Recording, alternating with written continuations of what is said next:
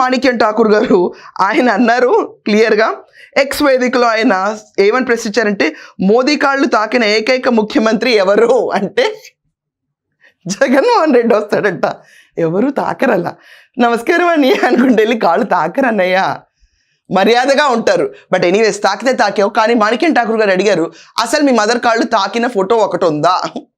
ఉట్టే పెట్టండి బయట, ఒక్కటనే రావాలి కదా. మరి తల్లిదండ్రులు చిన్నప్పటి నుంచి పెద్దల్ని గౌరవించాలని చెప్పినప్పుడు మదర్ కాళ్ళకి తాకిన ఈ స్త్రీ శక్తిని ప్రోత్సహించే ఈ పురుషుడు ఎవడైతే ఉన్నాడో జగన్మోహన్ రెడ్డి గారు, ఆయన మహిళల కాళ్ళకి వాళ్ళ మదర్ కాళ్ళకి దండం పెట్టిన ఫోటో ఒక్కటన్నా ఉందా అని ప్రశ్నిస్తే, అబ్బే దానికి సమాధానాలు ఉండవు. దానికి ఏం చెప్తారంటే, అబ్బే ఉట్టి మోడీ గారి కాళ్ళకి తాకడం కాదు, ప్రధాని కాళ్ళకి, దాని తర్వాత రాష్ట్రపతి గారి కాళ్ళకి, అందరి కాళ్ళకి తాకుతూ ఉంటారు ఈయన.